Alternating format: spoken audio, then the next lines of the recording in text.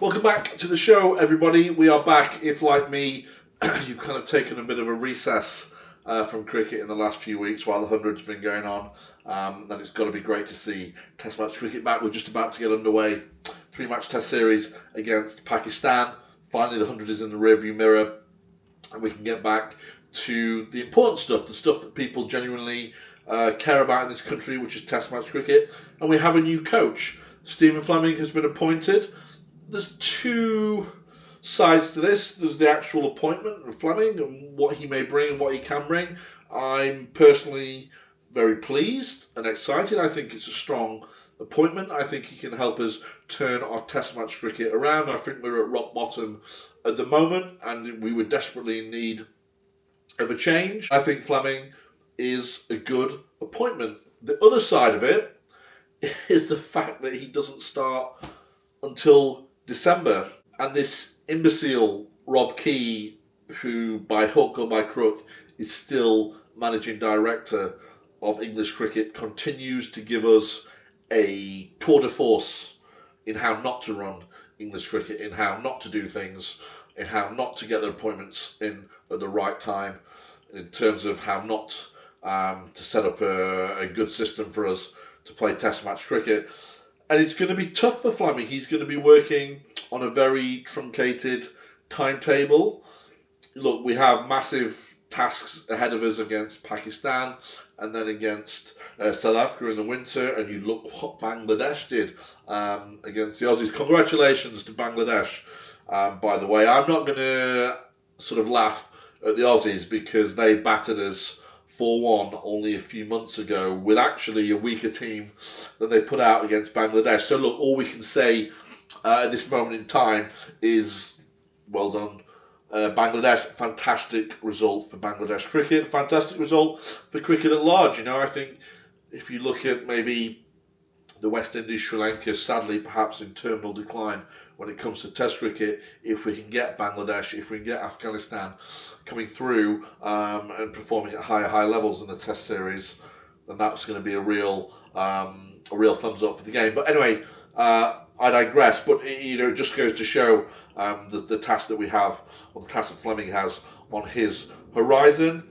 And look, who is Stephen Fleming?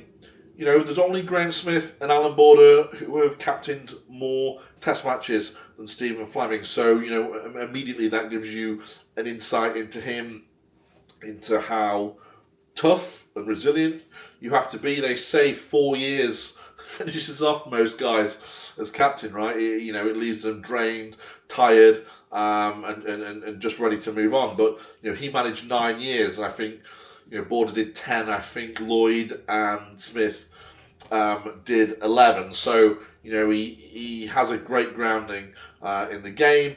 Very tactically astute. He didn't have, you know, Smith and Border had the best players at various times in their roles available to them at their disposal. Fleming never had that. He came before the more recent sort of golden generation of cricketers that New Zealand have had in the last 10 or 12 years. So he had to work out how to make his team greater than the sum of their parts, how to get more out of, or the most out of each individual within that team that he could. And yeah, he had to be smart. And look, if you want to know or want to get a bit more of an insight into how Stephen Fleming is thought of, you only have to look at what the late great Shane Warne said about him.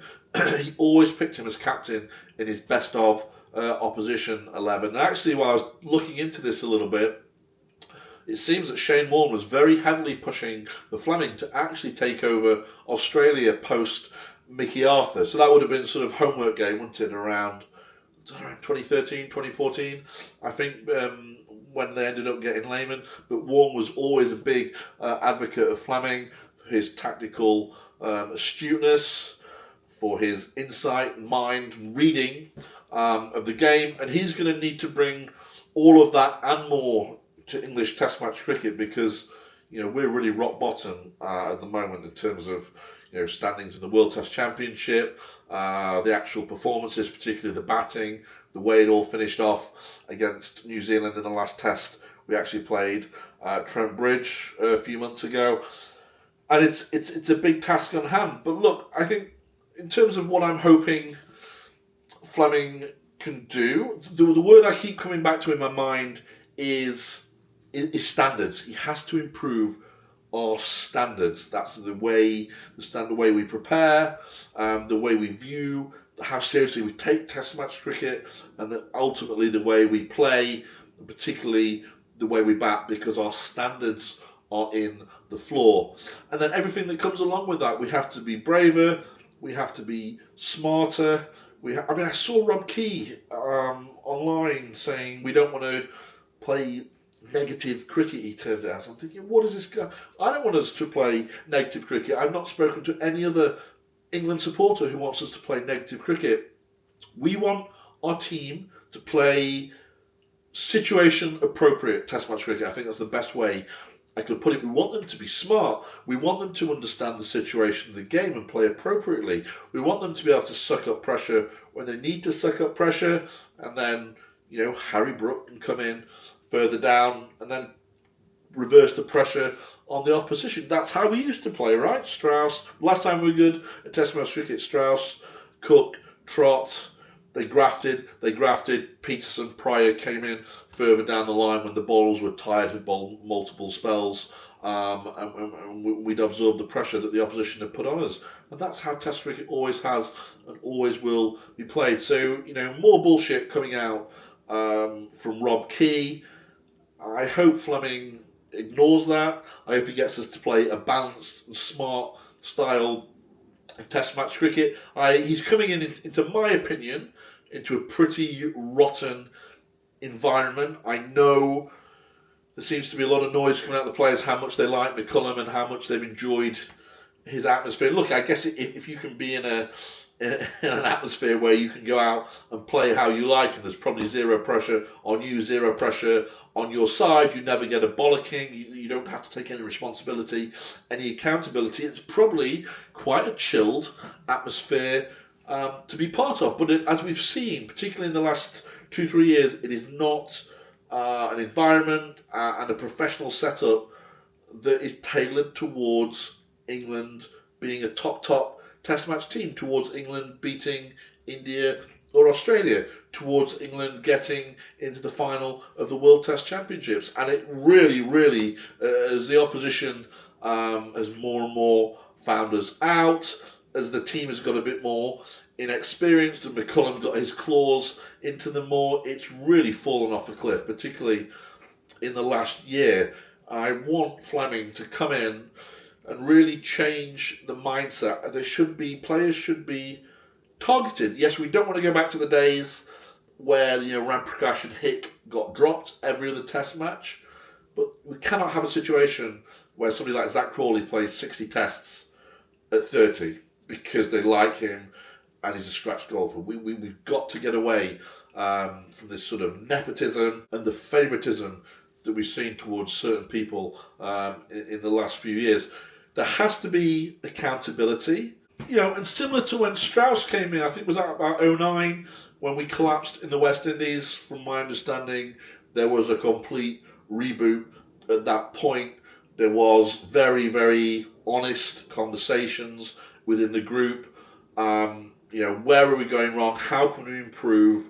This is the steps that we need to take to be the number one Test match team in the world. And I understand, that was really driven by how detailed a coach Andy Flower was, and that was why there was a lot of noise about him being the favourite initially. And there needs to be something like that, because I think these players have been in a nice, costed environment. They're told that they're oh so special. That basically, a lot of them being signalled that despite, the poor cricket they played, they're not going to be dropped. And I think a lot of them think they're a lot better than they actually are. It's one thing, obviously, you want to give players confidence up to a point, but there's some real delusion. Again, I'm going to come into another video. Some of the stuff that Harry Brook was saying, he got interviewed this week, it just doesn't tally with what we've seen from him. over the last few years. It's very, very strange. It's like they're in a sort of a bubble and an echo chamber, and they need somebody to come in. Thankfully, McCullum has gone. Hopefully, Fleming can come in and really shake things up. Make it clear to these guys, yes, we back you, but the situation is, we haven't won any of our last 3 series. We've lost, 10 out of 12 tests. You've never beaten, in the last few years, you haven't beaten India, Australia. We're 7th in the World Test Championship rankings. And this needs to be drilled into them, and there needs to be a reset in atmosphere. The other thing I hope Fleming can do, and he was a very competent batsman himself, I hope he can improve the players in general, but I think particularly the batsmen. You think back to Duncan Fletcher, he tweaked Ian Bell's top-handed grip on the bats. He worked a lot on the forward press with the batsmen. When we did very well in Pakistan, Sri Lanka at the turn of the century, he really worked on getting the guys sweeping at length, again coming from that forward press. English batsmen many of them had long-term problems in terms of the spin bowlers in their conditions, putting a lot of pressure on the batsmen, and Fletcher found a way out of that. And it needs to be that from Fleming. He needs to be a facilitator in the background, understand that all the guys are different and prepare slightly differently. But I think also the players need to be coached and improved and be guided. And from what I can see, that has not been happening at all in the last few years. Bazball, if not, we wouldn't, particularly our batting, wouldn't have kept repeating the same mistakes over and over and over again. And in fact, I would argue things have got even worse as Bazball went on, which to me shows there's very little structure, very little coaching. And it's very strange to me that Trescothick gets the chance to be interim coach even for 3 test matches. Marcus Trescothick, fantastic opening batsman, one of the best we have produced. He was a key part in leading us towards the Ashes win against arguably the best bowling attack of all time. You can't tell me that Marcus Trescothick doesn't know what it takes to bat in Test match cricket, what it takes to bat successfully in Test match cricket. And, but he has been a party to all this nonsense. He's either been assistant / batting coach, whatever he's been. In the last, year, the last few tours, home series. What, is he collecting a paycheck and keeping his mouth shut? That's the only thing I can think of, because you know that deep down inside, Marcus Trescothick knows that the way these guys have kept on batting time and time again isn't sustainable, isn't correct, and isn't going to work in Test match cricket. So is he happy to turn a blind eye to it and do nothing? It seems that way. Nothing's changed. And yet, we're meant to be starting a new era. It doesn't really feel like a new era. Key, Root, Gould. I'm disappointed in Root for saying this. They're saying, we don't want to rip it up. It needs refining. Rip up and refining. The amount of times I've heard those 2 little things mentioned in the media by England recently is incredible. That was the same bullshit that McCullum was trotting out in Sydney. It just needs a bit of evolution rather than revolution, a bit of nip-tuck, as he put it. And I think there's a lot of delusion about exactly where we are and what's needed to go forward. And hopefully Fleming can come in from the outside and bring in a fresh perspective and some levity and a bit of humility to these guys, because I think there's a lot of work and a lot of resetting to be done. I think he's the right man. I think he has all the qualities from his time as a captain. He had a very successful stint in Nottinghamshire as well. From my understanding, he's very, very highly thought of at Trent Bridge, both as a man manager, as a cricketer, as a leader.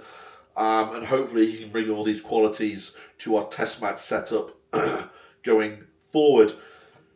We then move on to the scale of the actual task facing him, and it's big. I think the overarching thing is the time frame, right? So he will come in December.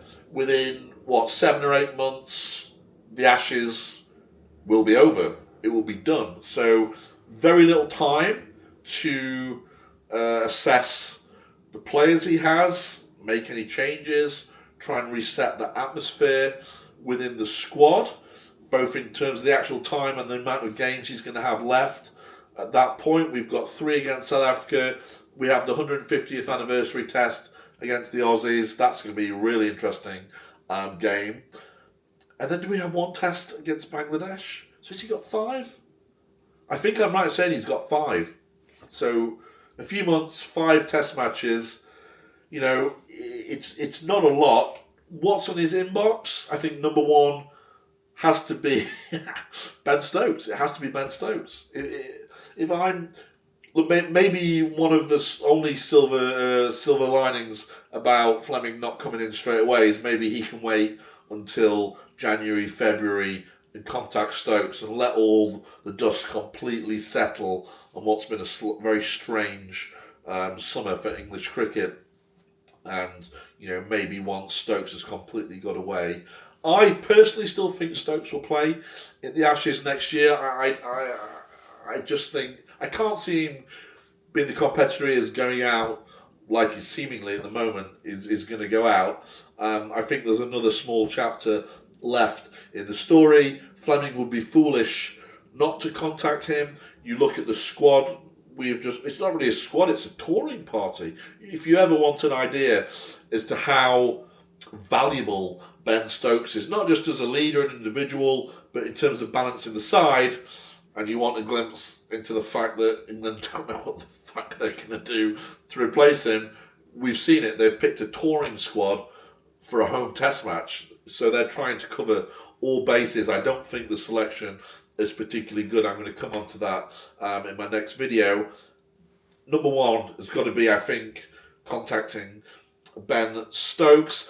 Number 2 has got to be, he's got to reset the environment. Look, if you want an insight into how rotten, in my opinion, the environment is, we have had to go back to Joe Root as our captain. This setup is completely devoid of leadership. The next natural leader, as it were, coming through would be Harry Brook, but he only knows this setup of zero responsibility, zero accountability, and he has gone out and let his teammates down so many times playing non-situation appropriate test match cricket shots multiple times.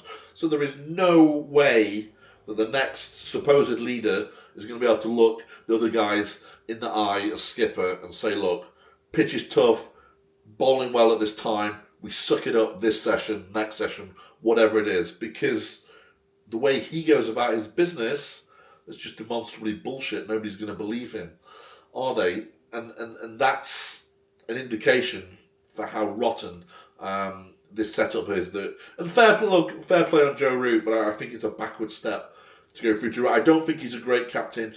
Anyway, I didn't think he was at the time. Then you look at what happened at the Oval against New Zealand. We completely collapsed from a pretty good position in that game with some bizarre bowling, fielding. The tactics were abysmal, and we completely let New Zealand back into that game. So I think that's another problem.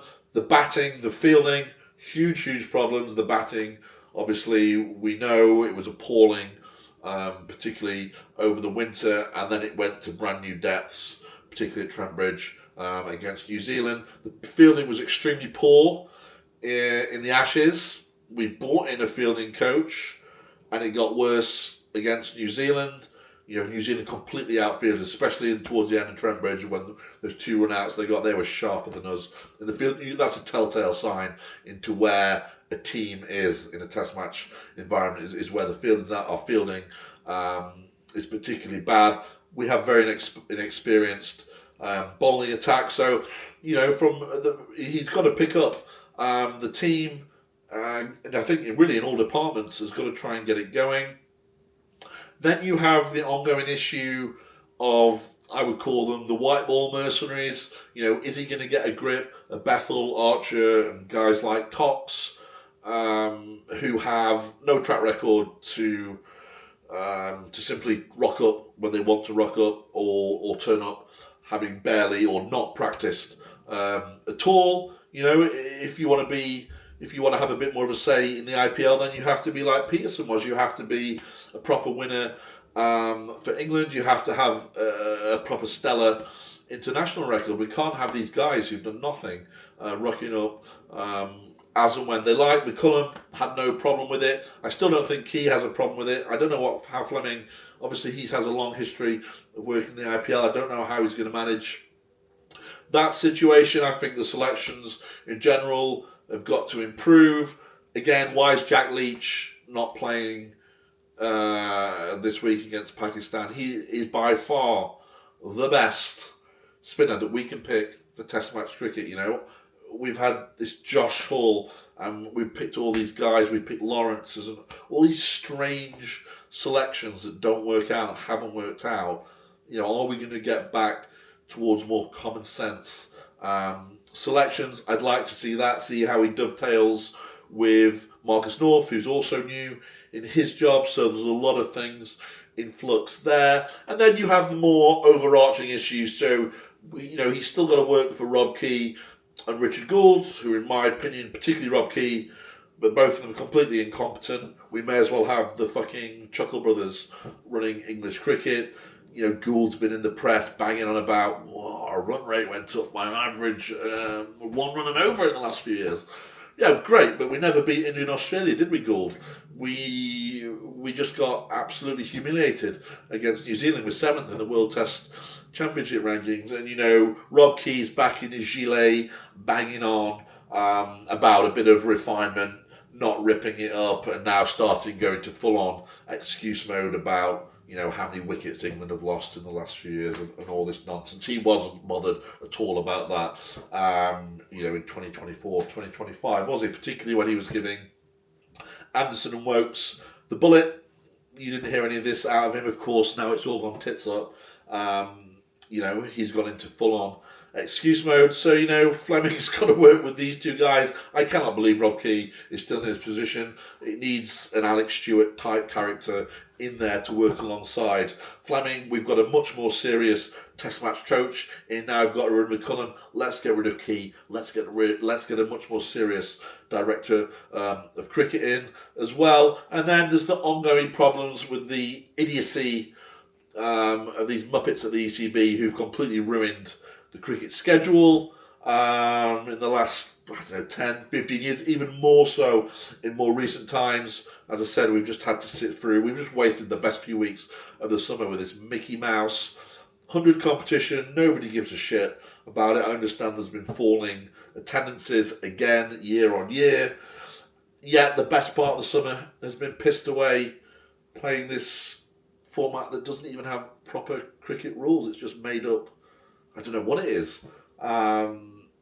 Yet that's what we've been doing. We've not been preparing for the Pakistan series at all. County cricket gets pushed more and more out, and you know, so he's going to have to deal with that going forward. So lots to do. I believe he's a good man for the job.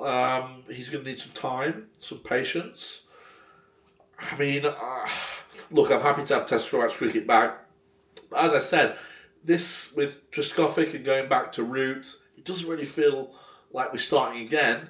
It feels like we're going to limp on a little bit further with the dregs of Bazball and McCullum. And I'm really looking forward to the South Africa series. They're a good team. South Africa's always a fantastic tour. And we'll see what Fleming does when he gets stuck in there. So, next, coming up on this channel, I'm trying to work out how to do some watch-alongs. I'm not the most technically gifted guy. Those of you who know me will understand that. I'm trying to work out how to get some sort of live ticker scoreboard updates, and I'll hopefully do some watch-alongs on that. But anyway, more videos coming up. England-Pakistan starts tomorrow at Headingley, and I'll talk to you again very soon.